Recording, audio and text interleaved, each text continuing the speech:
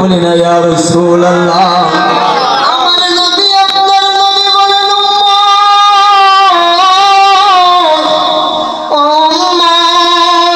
খুশির সংবাদটা হলো এটা, যে উম্মতটা আমি নবীর প্রতি বেশি বেশি দুরূদ পড়বে, ওই কিয়ামতের ময়দানে কঠিন অবস্থার মধ্যে ওই দুরূদ পড়া উম্মতটা আমি নবীর সাথে থাকবে।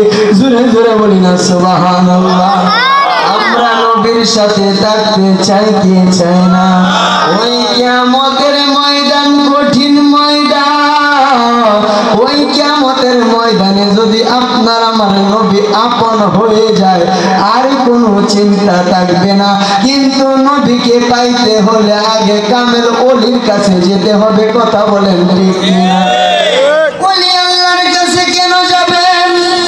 ওলিদের বিষয়ে আমার আল্লাহ কুরআনুল কারীমের মধ্যে বলে দিলেন, আলা ইন্না আউলিয়াল্লাহি লা খাউফুন আলাইহিম ওয়া লা হুম ইয়াহজানুন। যারা দুনিয়াতে আমি আল্লাহর ওলি হবে, যারা দুনিয়াতে নেককার মুহসিনিন বান্দা হবে, তাদের কোনো ভয় নাই, কোনো ভাবনা নাই। এখন ওলি চিনবেন কেমনে? রাস্তা দিয়া যায়, গায়েবী কথা বলে দেয়, এটার নাম ওলি না। পানির উপর দিয়ে হেঁটে হেঁটে যায়, এটার নাম ওলি না। আগুনের উপর দিয়ে হেঁটে হেঁটে যায়, এটার নাম ওলি না। ওলি তারা যারা নবীকে ভালোবেসে আল্লাহকে রাজি করেছেন, তারাই হক্কানি আল্লাহর ওলি। কথা বলেন না ঠিক কিনা? এখন ওলি আল্লাহর কাছে আমরা কেন যাই? কেন যাই? ওলিদের দরবারে আমরা কেন যাই? আজকে হুজুর কিবলার কাছে কেন এসেছি? আল্লাহর কুরআনুল কারীমের মধ্যে বলেছেন ওলিদের কোনো চিন্তা নাই, ভাবনা নাই। আমার নবী আপনার নবী হাদিসে কারিমার মধ্যে বলেছেন, যারা আল্লাহর ওলি হয় তারা যখন মুখে কথা বলে এটা কুদরতি ভাবে আল্লাহর মুখ হয়ে যায়।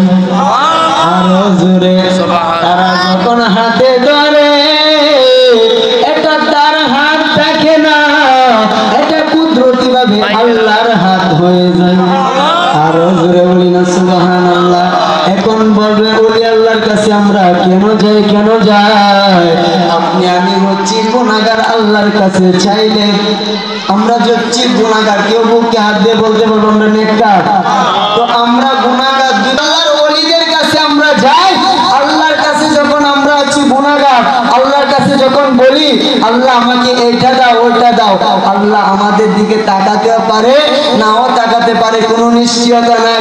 যখন আল্লাহর ওলির কাছে আমরা যাই, গিয়া যখন আল্লাহর ওলির উসিলা নিয়ে বলি আল্লাহ তোমার এই মুহসিনিন বান্দার উসিলা, তোমার ওলির উসিলা, কারণ তুমি তো তাদের বিষয়ে বলে দিয়েছো তাদের দুনিয়া তো চিন্তা নাই, আখিরাত তো চিন্তা নাই। আমি আল্লাহ তারা যা চায় চাওয়ার আগে আমি আল্লাহ দিয়ে দিই। বলি সুবহানাল্লাহ। আমরা ওলির কাছে গিয়া যদি বলি, আল্লাহর ওলির দরবারে গিয়া যদি আল্লাহর কাছে বলি আল্লাহ তোমার এই ওলির উসিলা আমার এই মকসুদটা পূরণ করে দাও, আল্লাহ এটা কখনো ফিরাবে না, বরং বলার সাথে সাথে আপনার আমার দিনী তামান্নাগুলো পূরণ করে। বলি সুবহানাল্লাহ। সেই ওলিদের সহবতে আমরা এসেছি, আল্লাহ আমাদেরকে ওলি আল্লাহ সহবতে থাকার তৌফিক দেন। বলে আমিন। যারা ওলি মানে না, ওলি বিশ্বাস করে না, তাদেরকে বলতেছে, কারণ আল্লাহ কুরআনুল কারীমের মধ্যে বলে দিয়েছেন ওলি লাগবে। কারণ দুনিয়াতে যদি ওলি না লাগে, পীর না ধরা হয়, সে মৃত্যুর সময় তার পীর হয়ে যায় শয়তান। পীর না ছাড়া সে কবরে যাবে না, কবরে তারাই যাবে যারা সবাই পীর ধরা অবস্থায় কবরে যাবে। যদি হক্কানি আল্লাহর ওলিকে আপনারা ধরতে পারেন, তাহলে আপনার মৃত্যুর সময় শয়তান থেকে আপনার প্রিয় মুর্শিদ আপনাকে আমাকে বাঁচাবে। কথা বলেন ঠিক কিনা? আর যদি কোনো পীরের কাছে মুরিদ না হন, আপনার মৃত্যুর সময় আপনার আমার পীর হয়ে যাবে শয়তান। কথা বলেন ঠিক কিনা? তো আমরা আল্লাহর ওলি মক্কাদের হুজুর কিবলার কাছে মুরিদ হয়ে আমরা ধন্য কিনা? সকলে উচ্চ আওয়াজে বলে আলহামদুলিল্লাহ। আরো উচ্চ আওয়াজে বলে আলহামদুলিল্লাহ। সেই মহান মুর্শিদ কিবলা এখানে বসা 10 মিনিট সময় দিয়েছিলেন, 10 মিনিট অতিবাহিত হয়ে যাচ্ছে। আল্লাহ তাআলা যেন আমাদেরকে ওলি আল্লাহর সহবতে থাকার তৌফিক দিন। বলে আমিন। কে কি বললো ওইদিকে যায়েন না, কে কি কথা বললো এইদিকে শুনেন না।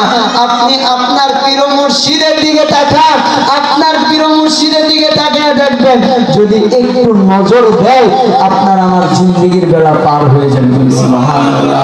এই জন্য তো আশিকি হুজুর বলেছেন, আশিকি হুজুর কত সুন্দর, সকলে বলি মারহাবা।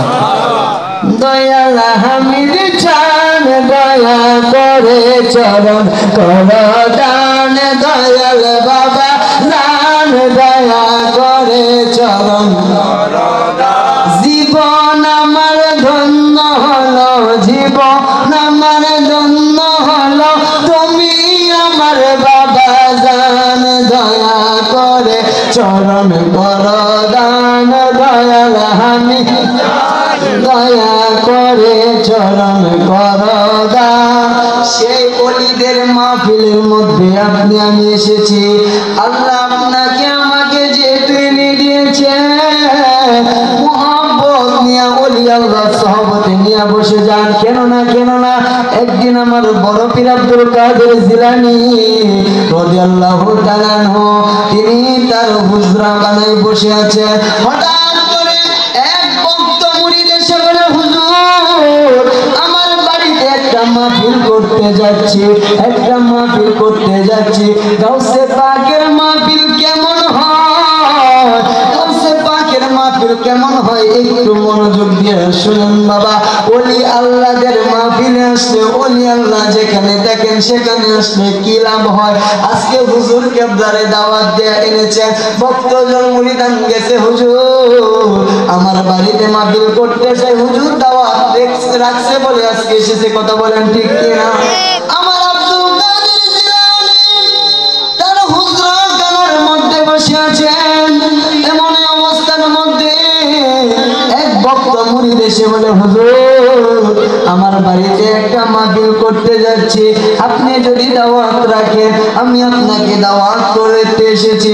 আমার গাউসে পাক দাওয়াত কবুল করলেন, অমুক তারিখে মাহফিল, আমার গাউসে পাক মাহফিলে চলে গেলেন। মাহফিলে যাওয়ার পরে যখন গাউসে পাককে মাইক দেওয়া হলো, আলোচনা করতেছেন,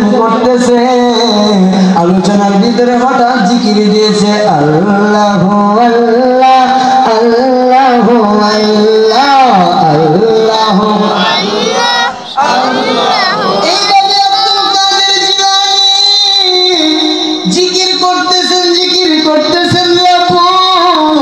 এরে নারায়ণ দিন আমার বাবারা, আমার গাউসে পাক জিকির করতেছেন, জিকির করার সময় আমার গাউসে পাক আব্দুল কাদের জিলানীর মাথা মোবারক থেকে টুপিটা নিচে পড়ে গেছে বলে আল্লাহু আকবার। ভক্ত মুরিদান জিকিরের মধ্যে তাকায় আছেন, তাকায় দেখি আমার গাউসে পাকের মাথার মধ্যে টুপি নাই, টুপিটা নিচে পড়ে আছে। আমার গাউসে পাক জিকিরে হালে আছেন, জিকির করতেছেন, আমার গাউসে পাকের মাথার টুপিটা নিচে।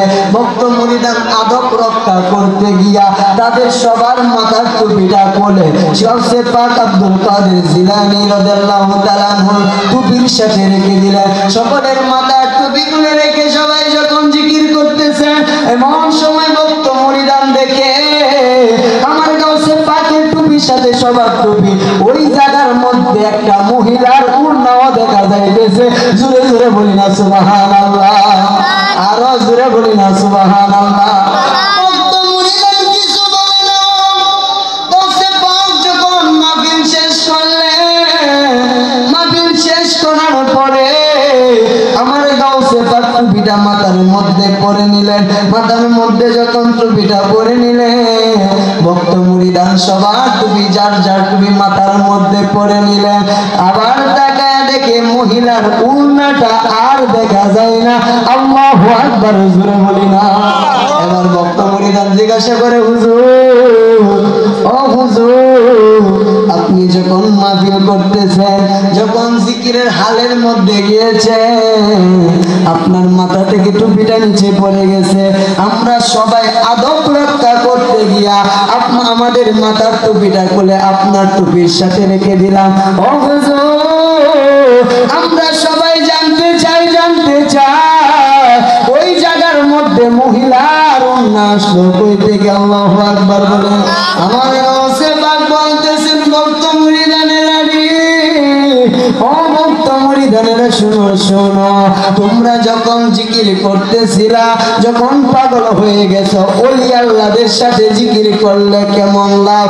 যখন পাগল হয়ে গেছো, আমার গাছে আমি গাছে পাখির সাথে সাথে আদব রক্ষা করতে গিয়া যখন টুপি খুলে দিয়েছো, ওই পর্দার আড়ালে আমার একটা মহিলা মুড়ি তোমাদের সাথে মাওলার প্রেমে এমন ভাবে পাগল হয়েছে, পাগল হয়ে তোমরা টুপি খোলার পরে ওই মহিলাটা পর্দার আড়ালে মাথার উন্নাটা খুলে তার কাছে রেখে দিয়েছিল।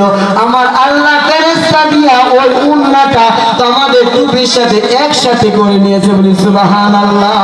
আবার যখন তোমরা তোমাদের টুপি নিয়ে গেলা, আমার আল্লাহ ফেরেশতা দ্বারা ওই মহিলার উন্নাটাকে আবার টাইম মতো তার কাছে ফিরাইয়া দিয়েছে। আরো জোরে বলে আল্লাহু আকবার। সে গাউসে পাকের শরণে আজকে জিকির করেন কেন?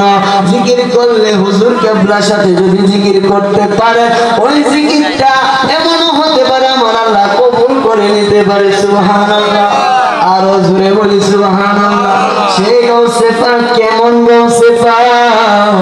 7 বছর যখন গাউসে পাকের বয়স, 7 বছর গাউসে পাকের বয়স, রাস্তার এক কিনারের মধ্যে বসে আছেন। আল্লাহ আমাদের সকলকে কবুল করে বলে আমিন। নারে তাকবীর, নারে রিসালাত, নারে গাউসিয়া। বিশেষ বক্তার আগমন, বিশেষ বক্তার আগমন, হুজুর কেবলা মাহবুবুল্লাহ বাবা আল কাদরি সাহেবের আগমন।